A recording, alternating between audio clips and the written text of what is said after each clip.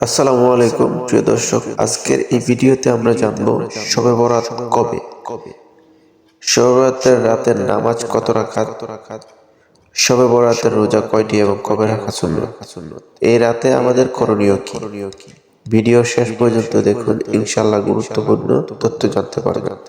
2026 সালে শবে বরাত হচ্ছে সম্ভাব্য 3রা মার্চ 2026 মঙ্গলবার দিবাগত রাত। অনেকে প্রশ্ন করেন, শবে বরাতের জন্য কি কোনো নির্দিষ্ট কোনো নামাজ আছে? উত্তর হলো, শবে বরাতের জন্য কোরআন ও সহিহ হাদিসের নির্দিষ্ট কোনো রাকাত বা বিশেষ নামাজ প্রমাণিত নয়। তবে এই রাতে নফল নামাজ, তাহাজ্জুদ নামাজ, কোরআন তেলাওয়াত, তাসবিহ, জিকির ও দোয়া এগুলো ইচ্ছামতো আদায় করা যায়। নামাজের ক্ষেত্রে কেউ 2 রাকাত, কেউ 4 রাকাত, কেউ 8 রাকাত বা কেউ তারও বেশি নফল নামাজ আদায় করতে পারে, কিন্তু এগুলা শবে বরাতের বিশেষ নামাজ বলা ঠিক নয়। শবে বরাতের রোজা কয়টি? শবে বরাত উপলক্ষে শাবান মাসে 15 তারিখে একটি রোজা রাখা মুস্তাহাব, অর্থাৎ শবে বরাতের রাতের পরের দিন।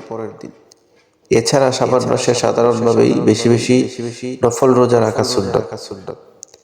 শবে বরাতে আমাদের করণীয় কি বা কর্তব্য কি করতে হবে? এই পবিত্র রাতে আমাদের করণীয় আল্লাহর কাছে ক্ষমা প্রার্থনা করা, বেশি বেশি ইস্তিগফার পড়া, নিজের পরিবার এবং উম্মার জন্য দোয়া করা, কবরবাসীদের জন্য মাগফিরাত কামনা করা, গুনাহ থেকে ফিরে আসার পাক্কা নিয়ত করা।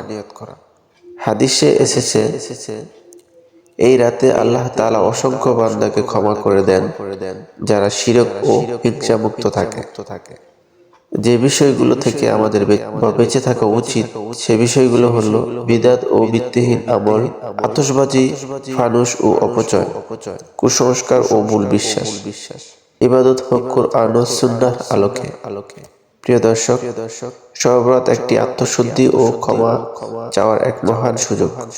আসুন এই রাতে গুনাহ মুক্ত জীবনের জন্য সূচনা হিসেবে গ্রহণ করি।